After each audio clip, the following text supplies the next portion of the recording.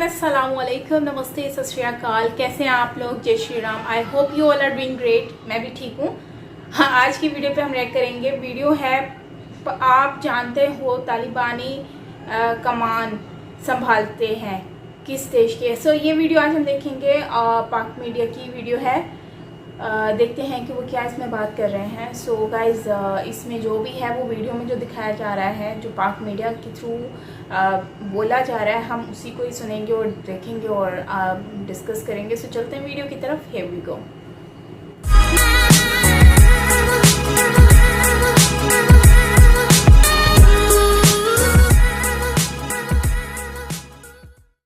कि तालिबान ने ऑफिशियल पहली मीटिंग किसके साथ की है?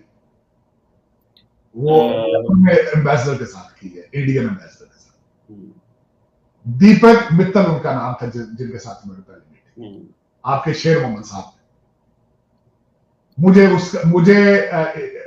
मेरे लिए वो लम्हा फिक्री है कि उन्होंने पहले दिन 31 को पहली मीटिंग। और दूसरा, मेरी सबसे बड़ी बात आपको ये नहीं पता चिमा साहब, that meeting was requested by Taliban. जी बिडिंग प्रोसेस हो रहा है और आपको बताए बगैर हो रही कई चीजें। ये अफसोस है। लेकिन एक फर्क है इंडिया और चाइना में। जब चाइना कहीं भी इन्वेस्टमेंट करती है तो वो कहती है कि हमें सब कुछ चाहिए रिटर्न में।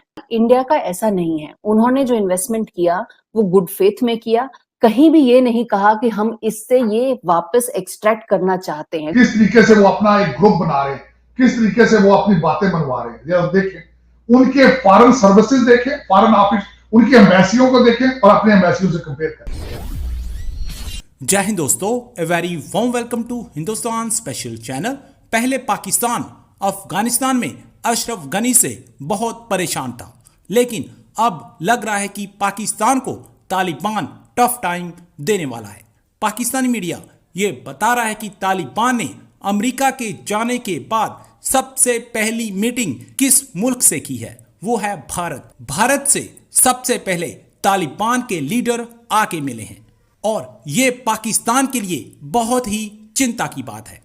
तालिबान को अपना देश चलाने के लिए ट्रेड की जरूरत होगी, जो कि सिर्फ भारत दे सकता है। पाकिस्तान तो खुद कर्जों पर चलने वाला देश है, तो तालिबान को भला क्या देगा।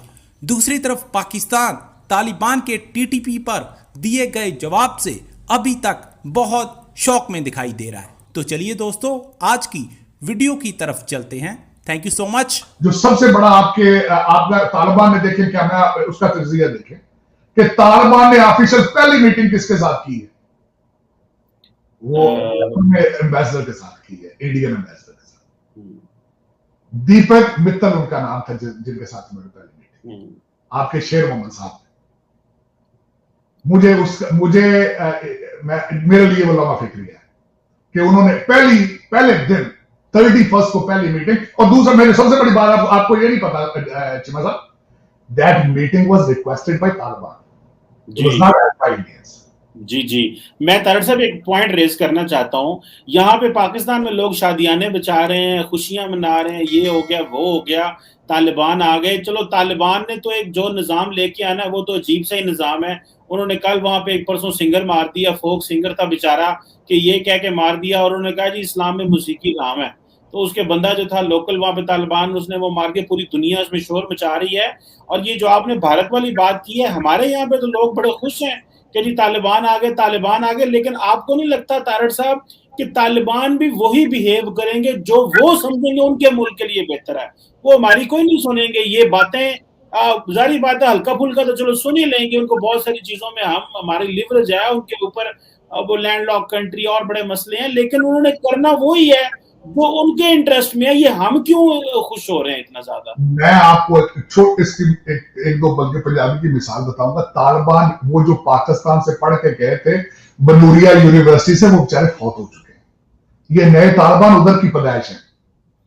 इनके हो सकता है रिश्तेदार अफगान महाजरीन के कैंपों में बैठे हों, लेकिन उनकी सिर्फ इतनी फीलिंग्स हैं। उन्होंने उसका ट्रेलर दिया है आपको चला के पाकिस्तान के लिए। मेरी पंजाबी की मिसाल है, अगर पुत्र जवान हो जाए ना, जिस टाइम पुत्र ने प्यो की जुत्ती पूरी आ जाए, प्यो ने सीधा टोन तब्दील कर ले। ਤੁਹਾਡੇ पुत्र की जुत्ती पैरी आ गई, अमरीका ने सीधियां गल्लां हुण आप करन लग पे।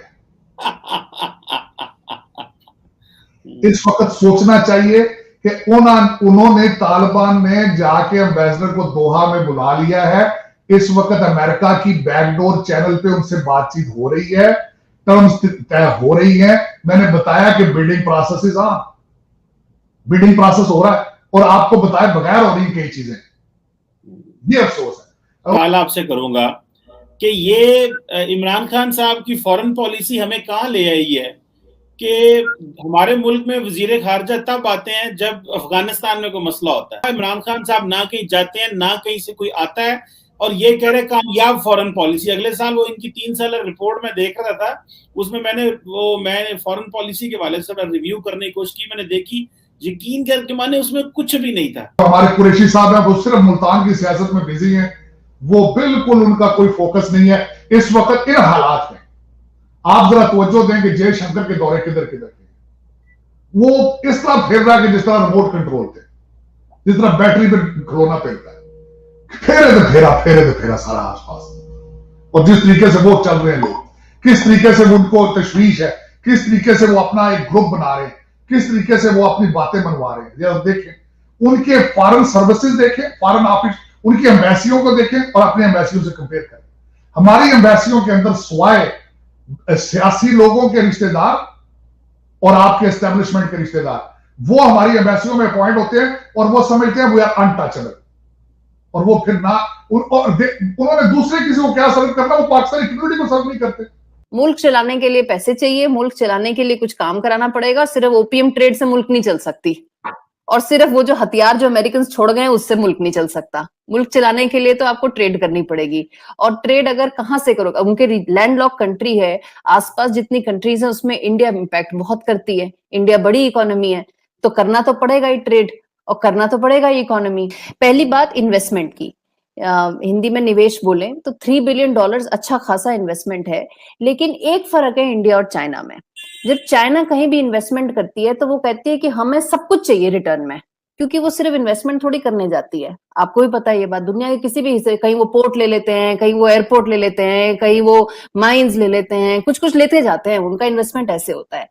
वो इन्वेस्टमेंट नहीं होता, वो तो क्विड प्रो को डील्स होती है। बहरहाल इंडिया का ऐसा नहीं है, उन्होंने जो इन्वेस्टमेंट किया वो गुड फेथ में किया, कहीं भी ये नहीं कहा कि हम इससे ये वापस एक्सट्रैक्ट करना चाहते हैं। गुड फेथ में पार्लियामेंट बनाई, ये थोड़ी कि उससे कुछ उनको क्विड प्रो को चाहिए था। जो डैम्स बनाए इसलिए थोड़ी बनाए कि उससे हमको कुछ रिटर्न में चाहिए, तो गुडविल और गुड फेथ के लिए बनाए जा रहे थे और रिलेशनशिप बढ़िया बने, आगे उससे मजबूत हुए, इसलिए बनाए जा रहे थे। वो पैसा अब आगे कितना इम्पैक्ट हो गया वो अब समय ही बताएगा, क्योंकि तालिबान एक तरफ तो ये भी कहते हैं कि उन्हें भी इकोनॉमी चलानी है अपनी, तो बहरहाल कोई फेस वैल्यू पे लेना तालिबान को तो उनकी सेहत के लिए अच्छा है, बट बहरहाल कितना वो पैसा डूबा है या कितना उसमें से इन्वेस्टमेंट बच जाएगा वो समय ही बताएगा।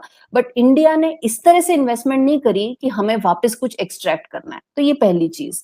दूसरी बात आपने बोली कि अमेरिका और इंडिया के क्लोज होते हुए संबंध को लेके, ये सही है कि पिछले कुछ सालों में, करीब पिछले मुझे लगता है 7-8 सालों में काफी क्लोजनेस आई है इंडिया और अमेरिका के ताल्लुकात को लेके, और ये 2-3 बड़ी कारणों की वजह से आई। एक तो ये कि दोनों को रियलाइज हुआ है कि चीन से लड़ने के लिए हमें एक साथ आना पड़ेगा। इंडो पैसिफिक में ऐसा नहीं है कि अमेरिका के बिना इंडिया नहीं काम कर सकता, ये भी सच है कि इंडिया के बगैर अमेरिका काम नहीं कर सकता। कौन सी टेरिटरी है इंडो पैसिफिक में अमेरिका के पास? कुछ नहीं है। उनके पास एक ले दे के गुआम का एक छोटा सा बेस है बहुत दूर, जिससे कुछ नहीं हो सकता।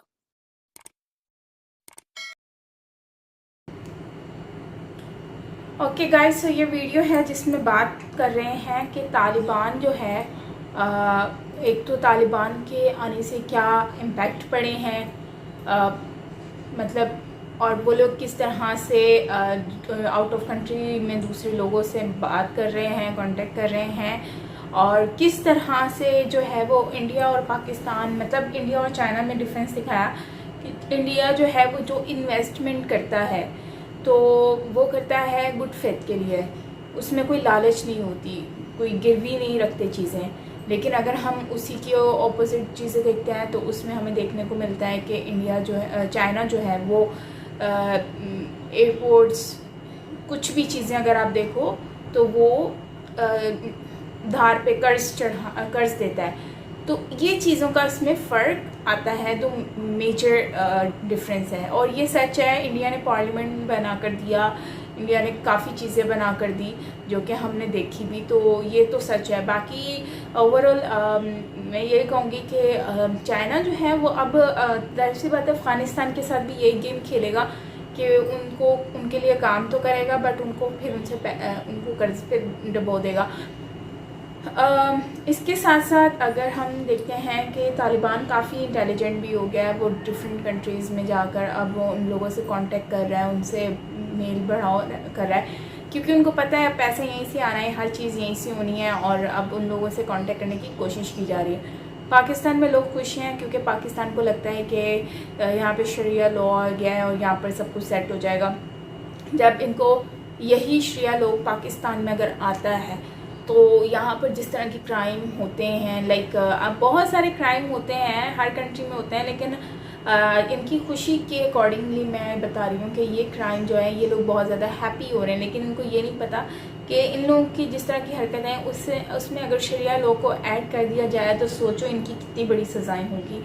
अब जैसे कि उन्होंने बताया कि म्यूज़िक एक क्या है यार, म्यूज़िक पर उस लोगों ने उसको मार दिया क्योंकि वो हराम है। तो वैसे तो बहुत कुछ इस्लाम में हराम है जो कि यहाँ पे लोग करते ही नहीं है। इस्लामिक तरीके से तो कोई आजकल जीता ही नहीं है ना, कौन जीता, कोई नहीं जीता। आप इस्लाम में निकाब है, इस्लाम में बहुत सारी चीज़ें हैं जो कि नहीं लोग करते। तो अब ये शरिया वाला लॉ जो है, शरिया लॉ जो अगर पाकिस्तान में आ जाता है तो सोचें कितना फ़र्क आएगा। और पाकिस्तान में तो माशाल्लाह मैं कहूँगी कि टिकटॉक भी इतनी फेमस है, टिकटॉक की वजह से लोग जो है बहुत गंद मचा हुआ है, जिसकी वजह से बहुत सारे इंसिडेंट भी देखने को मिले। स्पेशली हमें एक तो मेजर इशू आयशा का भी मिला, मेरा पाकिस्तान का ऑन 14 अगस्त। तो ये सारी चीज़ें, लेकिन मैं एक ही बात कहूँगी कि हमें जो है अपनी कंट्री के लिए अब कुछ सोचना होगा, कुछ दिखाना होगा, और ये सारी चीज़ें बुरी निकालनी है, लेकिन हमें दूसरों के ऊपर खुश नहीं होना, उनके लिए हमें दुआ करनी चाहिए। और ये जो कहते हैं ना दूसरों के तमाशा दिखता है ना, तो खुद भी कभी तमाशा बन जाता है। तो इस चीज़ को इंसान को मतलब अंडरस्टैंड करना चाहिए सिचुएशन को। ये थी हमारी आज की वीडियो। आई होप कि आपको अच्छी लगी होगी। अच्छी लगी हो तो लाइक कीजिएगा, शेयर कीजिएगा, एंड सब्सक्राइब नहीं किया तो सब्सक्राइब भी कीजिएगा। एंड तालिबान जो हैं वो अभी मतलब हर किसी से कांटेक्ट कर रहे हैं, भारत से भी कांटेक्ट कर रहे हैं। भारत से कांटेक्ट करने का मतलब भी उनका यही है कि अच्छी इकनॉमी है, बड़ी इकनॉमी है, तो उनसे कांटेक्ट करके इनको बहुत ज़्यादा फ़ायदा होगा। वैसे तो इंडिया एक मतलब हिंदू कंट्री है जिसको काफ़ी लोग भी कहते हैं, लेकिन मैं एक बात कहती हूँ कि जब पैसे की बात आती है वहाँ पर फिर ये कोई चीज़ नहीं देखी जाती कि काफिर, सुन्नी, मुस्लिम, शिया, ये सारी चीज़ें नहीं देखी जाती। और मुझे लगता है कि बिल्कुल ठीक भी है। इस दुनिया में हर कोई इक्वली होता है और सबको बराबर लेके चलना चाहिए और ये सारी चीज़ें। लेकिन जब इन्वेस्टमेंट पे बात आई तो फिर यहाँ शरिया लॉ कहाँ चला जाता है, फिर शरिया लॉ तो होना ही नहीं चाहिए। तो मैं वही कह रही हूँ कि ये लोग जो हैं कोई भी इस पे अमल नहीं करता और फिर बोलते हैं कि जो है वो दूसरों पे बस हंसना आता है। तो मैं यही कहूँगी कि भारत जो है वो काफ़ी अच्छी तरह से डेवलप हुआ है और उनमें इंसानियत बहुत ज़्यादा है। वो इंसानियत के तौर पर उन्होंने अफ़गानिस्तान की बहुत हेल्प की है, जितना हो सकता है उन्होंने किया और भी कर रहे हैं। लेकिन यह है कि अब जब अफ़गानिस्तान की गवर्नमेंट अपनी खुद ही हाथों में नहीं रही तो वो लोग क्या कर सकते हैं। सो गाइज़, ये थी हमारी आज की वीडियो। आई होप कि आपको अच्छी लगी होगी। अपना ओपिनियन ज़रूर शेयर कीजिएगा कमेंट सेक्शन में। सो मिलते हैं नेक्स्ट वीडियो के साथ। Till then take care, bye bye.